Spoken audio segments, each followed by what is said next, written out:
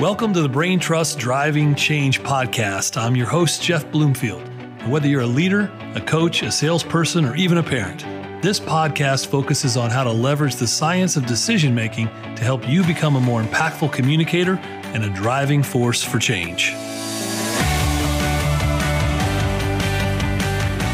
All right, welcome back to the Driving Change podcast. I'm your host, Jeff Bloomfield. And as you know, if you've been listening for any period of time, we love to have unique individuals on with really unique backgrounds and stories of all different walks of life. And today's guest is no different than that. Today's guest, Mr. Tom Arth. And you may know the name.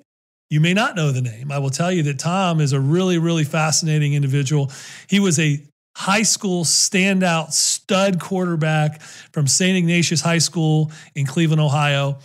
You also may not know that for a period of time, he was Peyton Manning's backup in the NFL. He's played for the Colts. He played for the Packers. He was on the Scottish Claymores, which I'd love to hear some of that.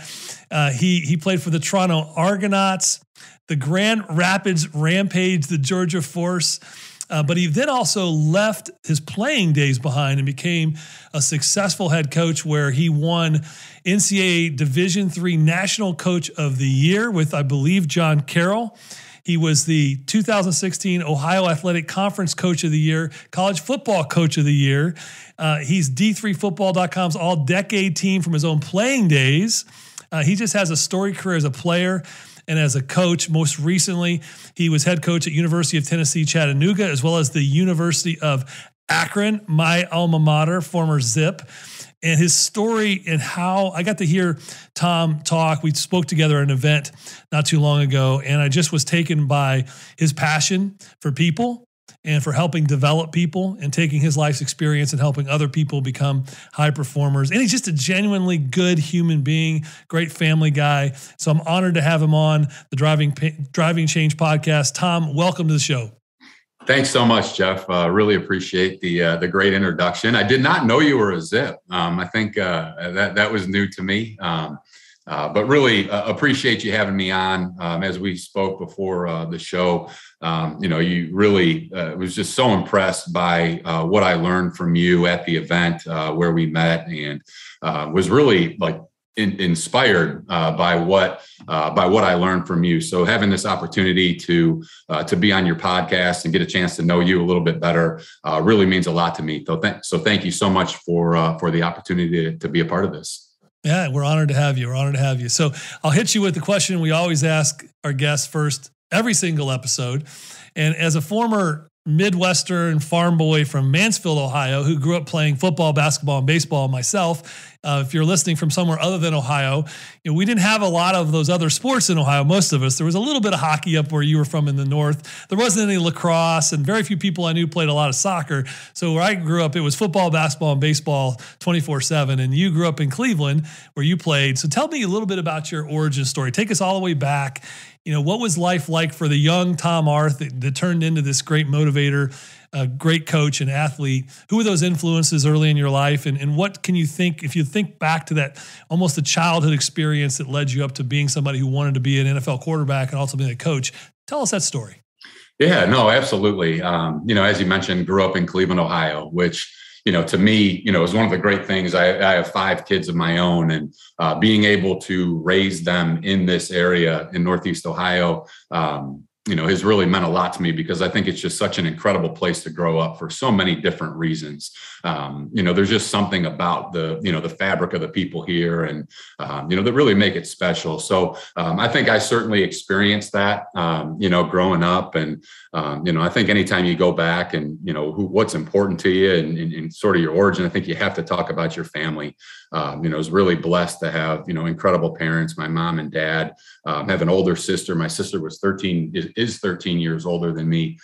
So it was really, sort of a unique childhood in the fact that, that really by the time I was 4 years old, 5 years old, my sister was off in college, and it was almost like I was a single child, and, really had, just great relationship with both my mom and my dad. who mean everything to me, and my sister, as well, who, was more than just a sister. That age difference, she, really, was a role model to me. And, her husband now, they've been married for a long time. I don't even know, how many years, was almost like a brother to me. And, I just feel so fortunate to have always had so much love and support, from my family in my life. And that, really has always driven me, and I think is really helped, shape me into the person who I am. But, I think you go back and,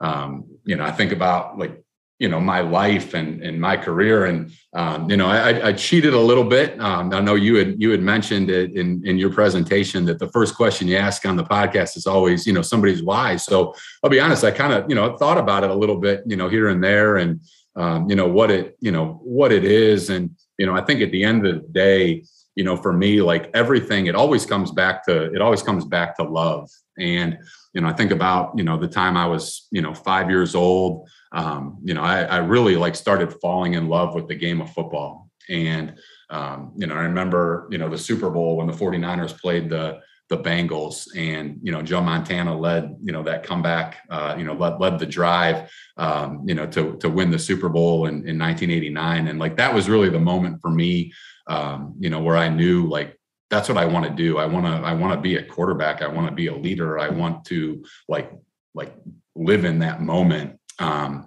I think that really, set up a lot for me. And, so much of who I am and, who I've become is because of that, competitiveness and that internal drive to always be the best that I can be. And, I feel really fortunate because I've been, I've been around some really great people in my life, who've really inspired me. And, I've had, adversity, that I've had to overcome. And certainly, you mentioned I was, a great player in high school, and, yes and no. I think that was one of the first big challenges of my life was, I was really, a backup my entire career, in high school, and wasn't even the starting quarterback to begin, my senior year at St. Ignatius, and was starting out at wide receiver, and, didn't get that opportunity to move over to quarterback until, the fifth game.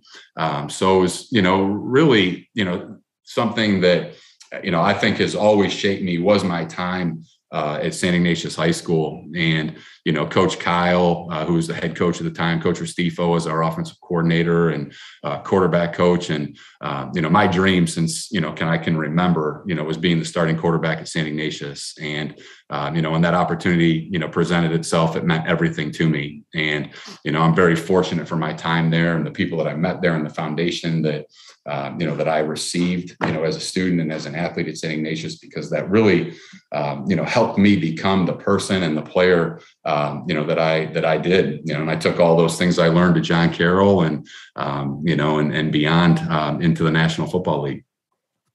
So do you ever think, if you would have gotten to start at quarterback earlier, you ever play that story over in your mind? So, boy, if my junior year I would have gotten the starting gig, then though I had a great career at John Carroll, man, I might have been Buckeye bound. Do you ever think?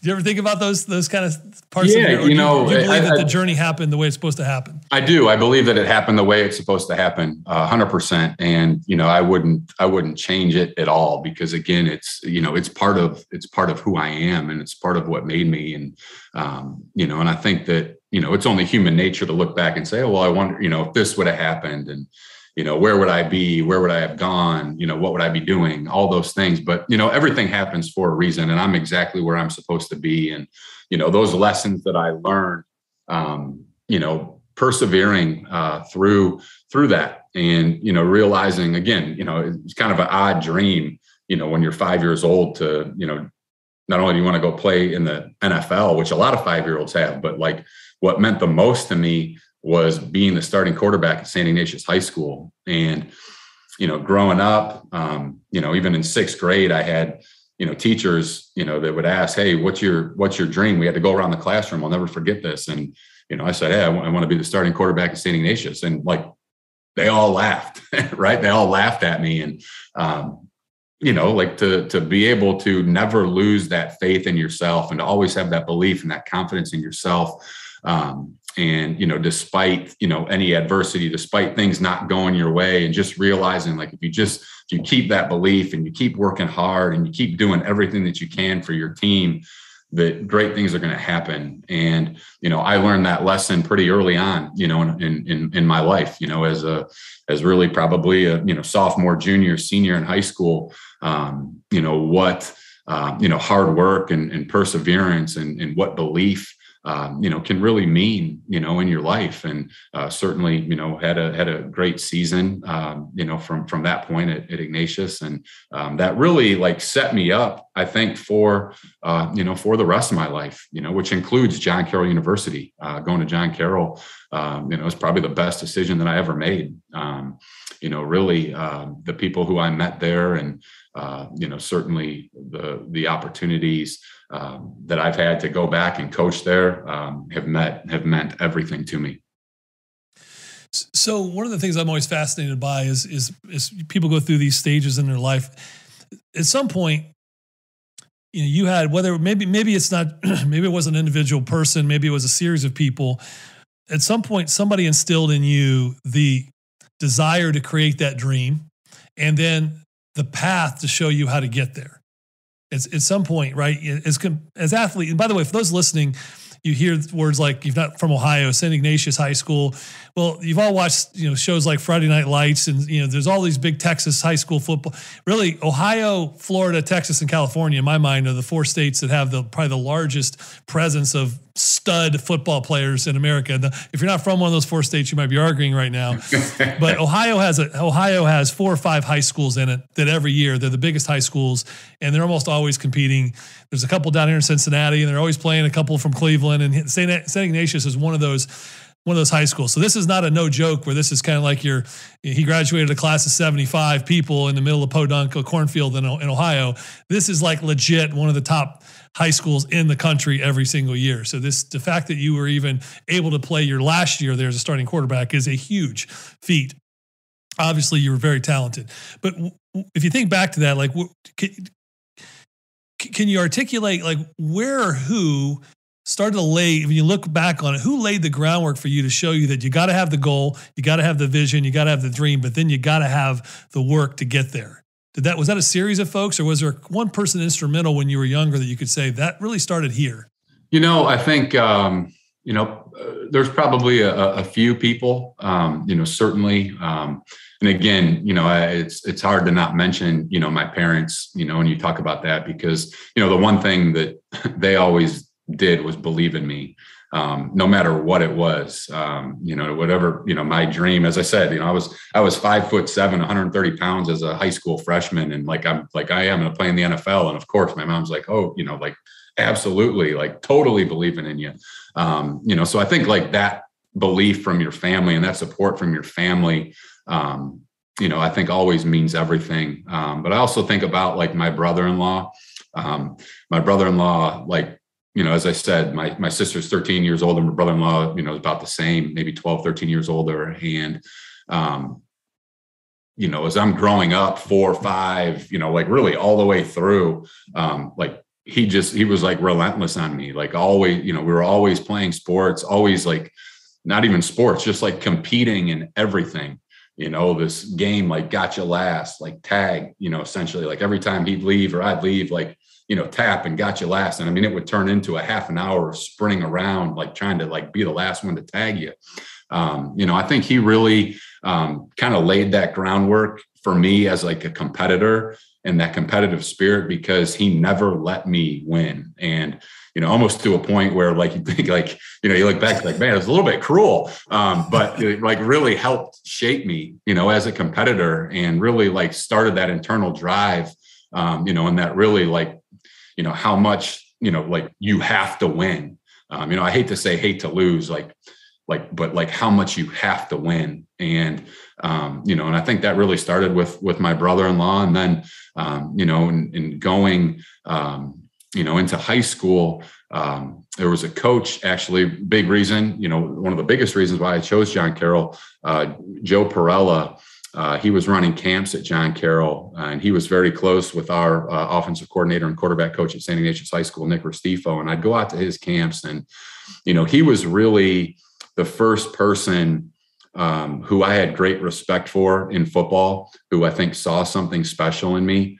From the time that I was, 14 years old, freshman in high school, I think he really saw something special in me. And that gave me an even greater confidence to realize, like maybe this isn't just in your mind that you have this talent and this ability and to do these things, but, here's somebody who's, coached, professional football, who's coached, in major college football, who's coached great quarterbacks, who knows what it looks like, who believes in you and who sees something special in you. That made such a difference for me. And I think he, really, inspired me in a lot of ways, to be the best that I can be. Yeah, I think that's so important. And for everyone listening out there, I think sometimes we grow up and we grow up in the environment that we're in. You don't usually control a lot of that early on. And you also, though, you start to develop your own personal beliefs around things. And for those of us who are into sports, we develop this competitive nature around winning and what it means to win. And unfortunately, for a lot of people, it starts to become their identity. Right. Is wrapped up in their performance of whether they won or lost. But somewhere along the way, a switch gets thrown, and we start to recognize that being the person who believes in someone else becomes more important than even our own accomplishments. So for you, I want to get to that. I want to get to that in a minute, but I want to go step by step here. So you graduate, you go to John Carroll, you broke all kinds of records, you won all kinds of accolades, you won all kinds of awards, throwing dimes all over the field, just lighting it up. And then you left John Carroll. What was the next step for you? Did you get drafted? Did you get to go to the combine? Did you sign on as what did that look like? How'd you end up on the NFL teams and the rosters you did? Yeah, as you mentioned, I was very, fortunate, came into a great program, that had experienced a lot of success, prior to my arrival at John Carroll. Tony DiCarlo was the head coach, very kind of a legendary figure at John Carroll, passed away a few years ago, but was an outstanding coach, really turned that program around. And, I got the opportunity to follow a couple really great quarterbacks, PJ Insana and Nick Caserio. Nick's now the GM for the Houston Texans. Nick was a 4-year starter, and I was able to come in right as Nick finished and kind of take over and, played as a true freshman with a lot of, just really special teammates, great players, and had a great career.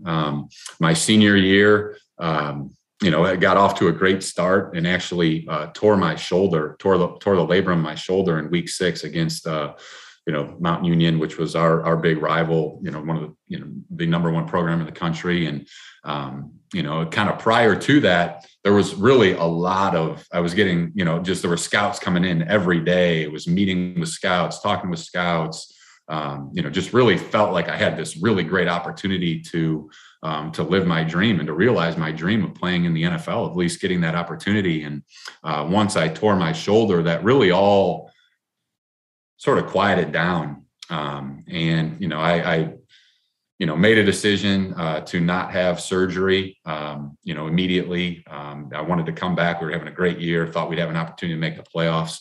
So I was able to come back for our 10th game, which was the last regular season game. We had to win to get into the playoffs. We won, had a great run in the playoffs, made it to the semifinals where we lost to Mount Union in the national semifinals.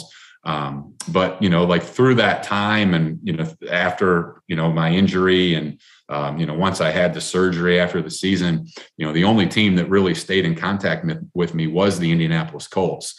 And, again, as I said earlier, I think one of the best decisions that I've ever made was going to John Carroll. And a big part of the reason why I went to John Carroll is because of the people who had graduated from there, because of the legacy and the tradition that existed at John Carroll. And, fortunately, Bill Polian was the GM of the Colts at the time. And his sons, had gone through John Carroll. So Chris Polian was with the Colts at that time. Tom Telesco, who's now the GM for the Chargers, was with the Colts, and David Caldwell, who was the GM for he was with the Falcons and also the GM for the Jaguars a few years back, were all in that organization at that time, and they really stuck with me. And I'll never forget that moment. It was the second day of the draft. I think there were only 2 days at that time in 2003. And seventh round had just finished up. And pretty shortly thereafter, I got a call from Tom Telesco, and, told me that, that they were going to sign me to a free agent contract and give me an opportunity to be a part of the Indianapolis Colts organization. And, that's a moment that you'll never forget. You just never forget that call. And, for me, really,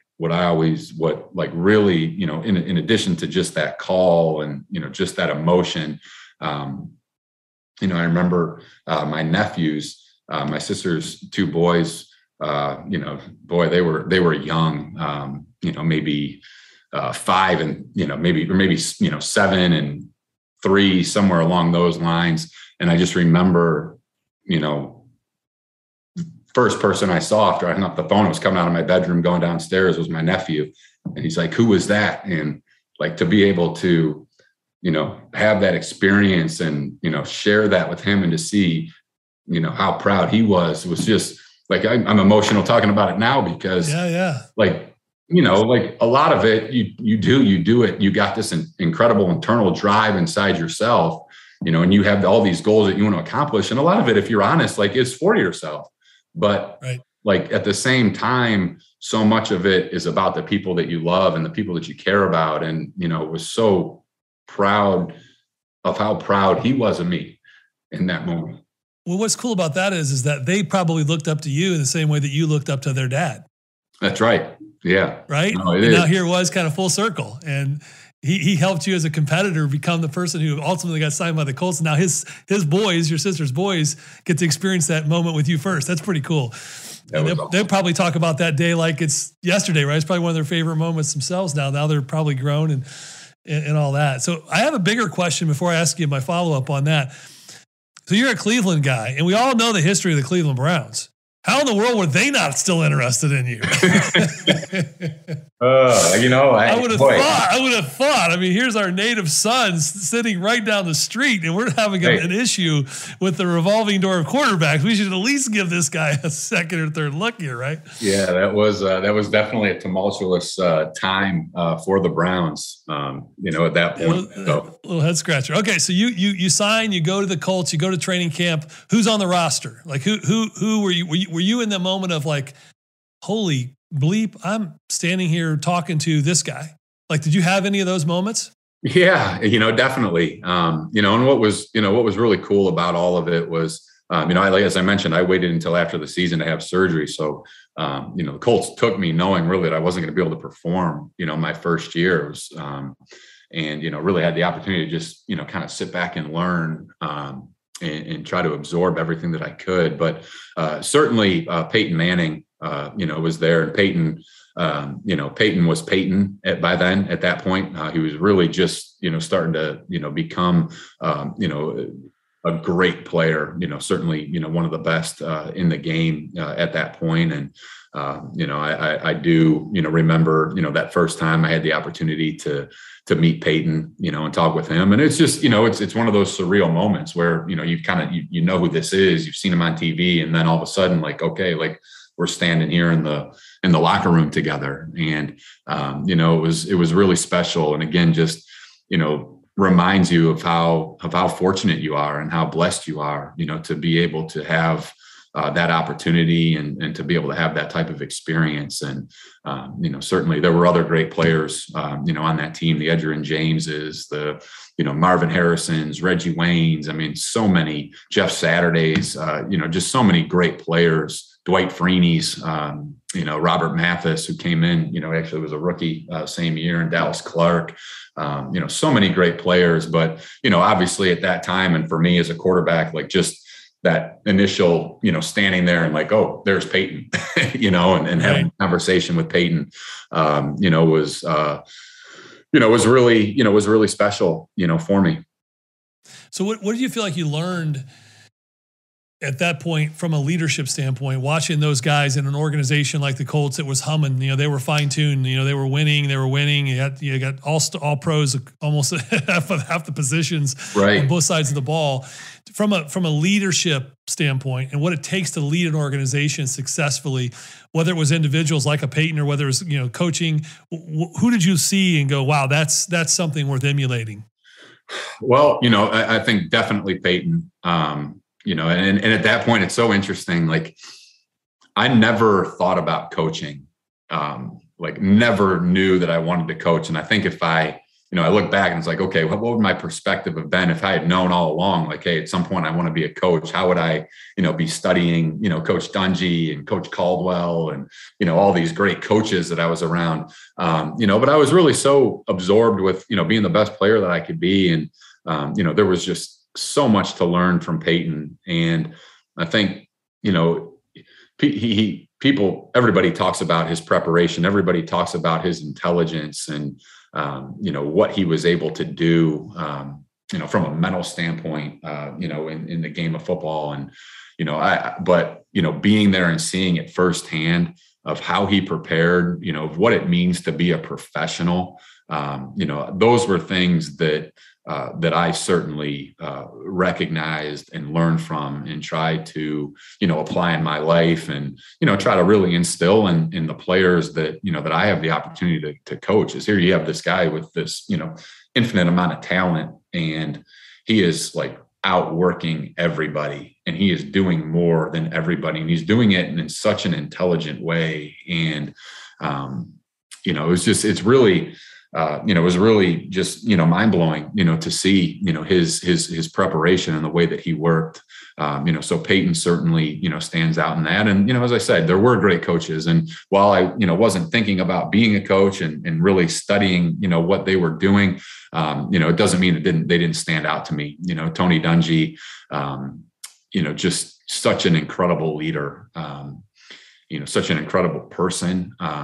It's his highest, values and integrity, so smart, and, just had such a genuine way of leading that really put everybody else in the organization first. I think you always felt that, from Coach Dungy, is that, he was there for one reason, was to make the people around him better. And, I certainly learned a lot from him, in that and his example of what he meant in that way. And same for Jim Caldwell. Jim Caldwell was our quarterback coach at the time, went on to become a head coach in the NFL, may get another shot here, soon. I've heard his name a few times. But, a lot like Coach Dungy, just so steady, such a smart, and caring, genuine leader, and really learned a lot from him in his preparation. It's not an easy job to be Peyton Manning's quarterback coach, and I give Coach Caldwell a lot of credit for the way that he was able to help Peyton and all of us be the best that we could be. So let's talk about some of that, because I think there's a lot of folks listening, and we've got a lot of executives and small business owners and people leading teams and companies out there. I'm always fascinated. Now we got a little inside baseball here. So you take a leader like Coach Dungy. He's gone on obviously to be a great broadcaster. He's written books on leadership, but you were in the trenches watching him. I think one of the myths that's out there in leadership is that, to be a great dynamic leader, you've got to be, a coach. You got to be, like a Ditka, or you got to be this hard driving, and you see all the coaches over time, almost like the persona of this, my way or the highway, do your job. And yet Dungy led from a completely different perspective and point of view. So from an inside baseball standpoint, in this case, inside football standpoint, how did he do that? How did he manage to be a man of such high integrity? Not to say the other guys don't have integrity, it's not what I mean, but he led with such compassion, yet still had full accountability for results. How did he do that? What did that look like? Yeah, no, I think it's what, makes him so special and makes him, the Hall of Fame coach that he is, because I do think it's really rare for somebody to, be able to like live out their values like every single day in everything that they do. He was, a man of great faith, I think, first and foremost. He was a man of great character. And he had a incredible passion for the game and an incredible like intellect, around the game of football. And I think that every single person in the organization had the utmost respect for Tony Dungy and admired him for so many different reasons. And I think it starts with that. I think it starts with that, that trust and that respect that you have to earn, it's not just given to you because your title's the head coach. Like you have to earn that every single day. And, and Coach Dungy certainly did that, and he backed it up, and he backed it up with his knowledge of the game, and he backed it up with his preparation, and he backed it up with the way that he treated everybody in the organization. And I think that, it's something that, as I said, I didn't really know that I wanted to coach when I was, part of that organization, but certainly what I learned from observing him, has made a big impact on me and who I've tried to be as a leader and as a coach. It's so funny is that we absorb our environment all the time, even if we don't even know really what we're absorbing subconsciously, that's going to someday feed into our purpose. And like you said, you didn't even know you were going to be a coach at some point, but yet here you're surrounded by arguably one of the greatest quarterbacks in the history of the NFL, arguably one of the most well-respected and thought of coaches in the history of the NFL. And you're just soaking all that in, not even realizing what you're actually soaking in. And then you put together your own DNA of how you're wired, your story, your strengths, your gifts, your talents. And that led you down a path to where ultimately you go out and you become a head coach. And tell us a little bit about that story from the NFL. Then obviously, we can skip all your zigzagging across the globe playing for Europe, unless you got some fun stories in there that, you want to share. But you go from being on the Colts roster, and I think you skipped around a little bit there, and then you went over into some of the other leagues. Where was that? Was there a time when you thought, I don't think I'm going to stick at the NFL level. I think I'm probably better off to go into coaching. Like, what was that journey, both mentally and literally, for you? Yeah, it was hard. There's just so many ups and downs. It's such an emotional profession. Really mentally, really challenges you. Every single day, because there are so many highs and lows, and every single day you're competing. For your job, and for me. It was, what was really difficult was, when I was released from Green Bay, I really thought I had done a really great job there, had performed, very well, and you lose that opportunity, and you're like, okay, well, like, what am I going to do? How are we going to make this work? And, didn't give up at that point, tried bouncing around, CFL, the Arena League, things like that, with the hope of, one day getting another opportunity to get back in the NFL. And unfortunately that didn't happen. And, I was playing in the Arena League. I played one season in the Arena League, and, was actually going to sign with the Cleveland Gladiators that next year, and the league folded. And, that was really at a point where now all of a sudden I had to make a decision. I had, I want to say, 2 children at the time. And, we had a home here in Cleveland, and, I had to say, like, okay, like, what are we going to do? Like, I have to be responsible, and I have to make decisions for people other than just myself. Well, I'd still be trying to play if I could, but made that decision to give that up. And again, didn't know I wanted to coach at that point. I actually went back to John Carroll, I called Coach DeCarlo, who I mentioned earlier. He was the athletic director, at this time.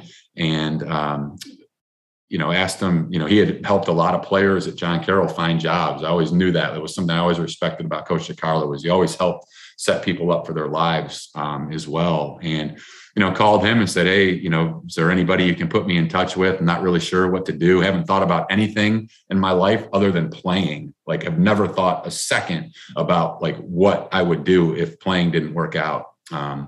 And he put me in touch with his son who owned a company in Cleveland. They didn't have a job, but he's like, they know everybody, go spend some time with them, talk to them, and, see if they can help connect you with somebody. So, I went down and met with Tony DiCarlo Jr.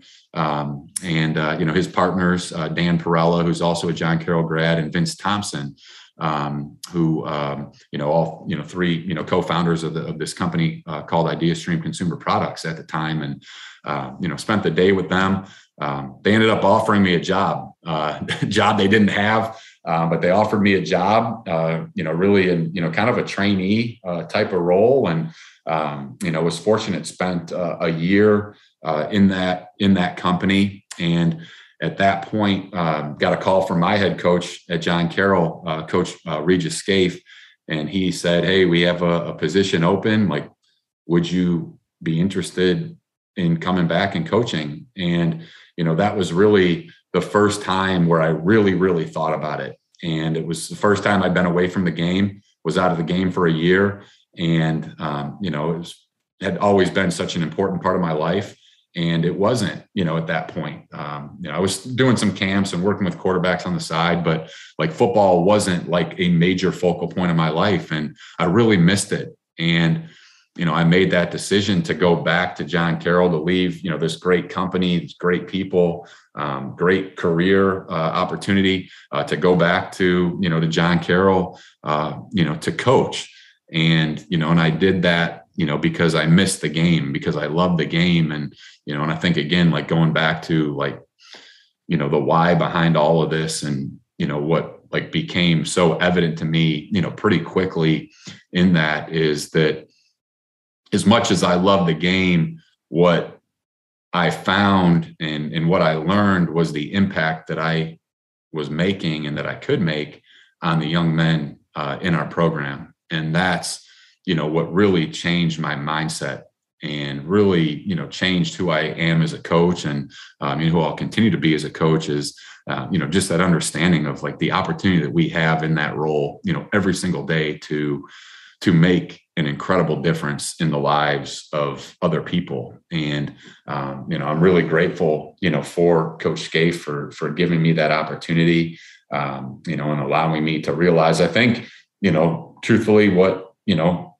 I'm called to do, in my life. And, it's coach, but like, I think more importantly, like, I think it's the opportunity to help bring out the best in people, the opportunity to make an impact and to make a difference in the lives of other people. And it's been, the greatest blessing, that I could, imagine, professionally, is to be able to be a coach and to be able to have those relationships and experiences with our players. Yeah, it's great. I mean, honestly, whether you're coaching football or whether you're working at a company or whether you're a stay-home parent, I think I've been asked this question so many times over the past 2 decades, where I've got folks coming to me saying they're in transition and they're like, well, I'm trying to find my purpose. And the question, we just had this at our meeting last week as a company. So the question we ask ourselves around here every day is, did I make an actual instrumental difference in the life of another human being today in a positive way? And how did I do that? And if you can lay your head on your pillow every night saying, I did that, that's your purpose. Now, your vehicle of how you do that can change. You could be you could be an NFL quarterback. You could be a head coach at John Carroll. You could be the University of Akron's head coach. You could be working in sales down the street at a, polymer company. It doesn't matter. The question is, did you make a difference in the life of another human being in a positive way? And if you can answer that question, yes, that's your purpose. And yeah, you kind of get to pick I think sometimes I'm a person of faith as well. I think sometimes we get so hung up on, I just want God to tell me what to do with my life. It's like He's telling you to go make a positive impact on the life of other people. And He's giving you free will on what vehicle to use to do that with based on your talents and your skills. It sounds like that's what you're saying, right? You've found that, and this is a good vehicle for you now, and you're passionate about it. No, absolutely. Absolutely. And, and again, it was that first year at John Carroll where all of a sudden, you start having these conversations with the players and you start realizing the impact that you're making. You're like, you know what? Like, that's what this is really about. Like, we all love the game, and like the game it's like everything to us. But at the end of the day, like what makes the coaching profession and, so many other professions so special is the opportunity that we have to impact lives and to truly make a difference in the world. And I think that, that's, for me, and I agree 100% with you, I have 5 kids and like, that's all I want for them. I don't care, what they do or how they do it. But like, at the end of the day, like, just how are you gonna make a difference, for other people? How are you gonna make the world a better place? And, and I certainly, understand where you're coming from with that. I saw it was referred to us over the break. The family and I watched a movie called "Show Me the Father," and I don't know if you've seen it or not yet. It's the Kendrick brothers that did like Facing the Giants and Bulletproof and a bunch of those other faith-based movies. But this was basically a documentary.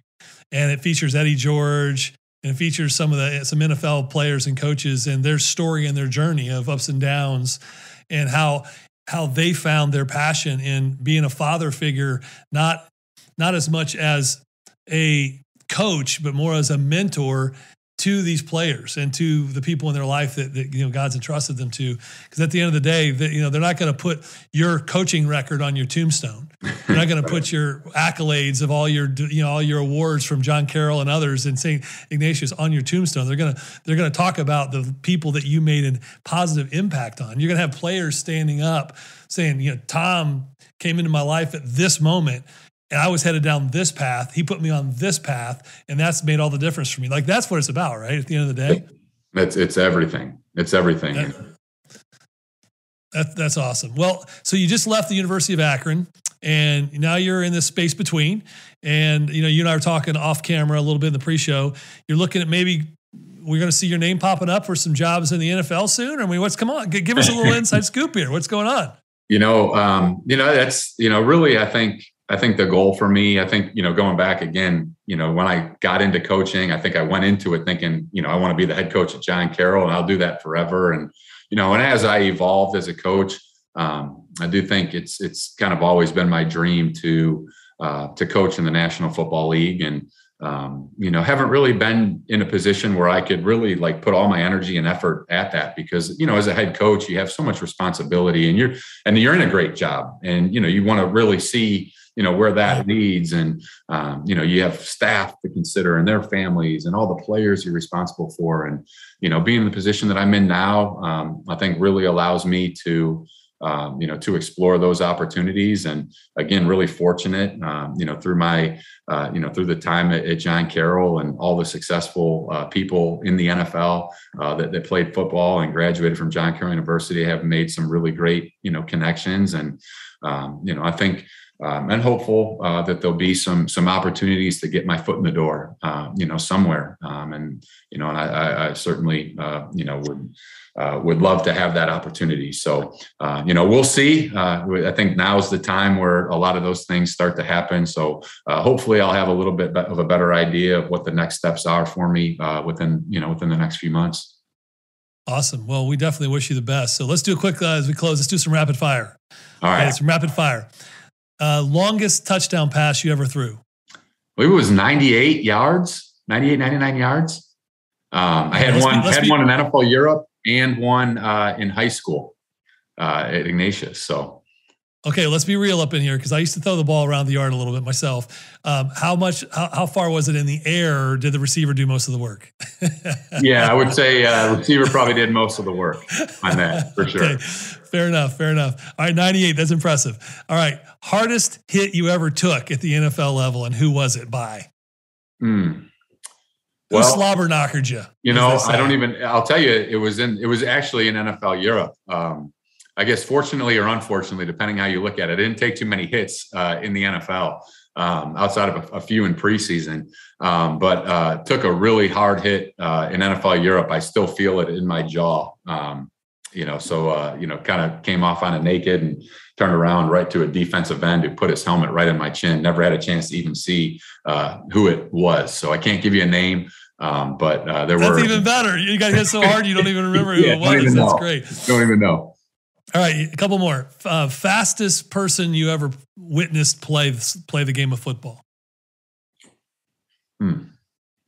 Because you got to work, you saw a lot of fast dudes when you were playing, especially at the NFL level. Who do you recall going, man, that Joker's has a different gear than what I've seen in the past? You know, I think I would say like Marvin Harrison, and not necessarily for, you know, just like straight line speed, but his ability to run routes and like, you know, kind of weave through routes and make breaks and cuts, like without like breaking stride and without losing speed, like was always like incredibly impressive. We used to run this like corner post. We actually called it the Marvin route. And, you know, like he could run it at full speed and, you know, never like lose stride on it. And, you know, to me, that was always like really impressive. Never seen anybody do that and haven't since. So, you know, I think, you know, in that aspect, I'd say Marvin Harrison. Okay. That's been probably Hall of Famer. That's good. Yeah. Smartest player you ever played with? That's an easy one. Peyton Manning. It is Peyton. So he is the real deal. He's the computer. Whatever we all think we know and think about Peyton, like multiply it by like 100. And that's probably getting you a little bit closer to what he's actually that's awesome. Well, I'd ask you a bunch of, you know, negative questions about who you didn't like, but we'll save that for another time. We'll do that off camera, right? We don't want to throw anybody. This has been such a positive, uplifting episode. I don't want to throw anybody under the bus directly. So, well, Tom, I love your life story. I love that you found your purpose now through this journey of yours into coaching. And now you really feel like you got 5 kids, and you know that's primary, but now you're kind of headed into this new season in your life, almost with your why solidified. Absolutely. And that's going to only make you, I think, a hugely impactful coach in whatever stop you do next. So you have our support at the Brain Trust here. At the Brain Trust, we support you. We endorse you. For any coaches who happen to be listening out there, we fully support Tom Arth for the next job, and we look forward to seeing the impact you're going to make. Awesome. Thank you so much, Jeff. Really appreciate it. All right. Have a great 22 and beyond. All right. You as well. Thanks.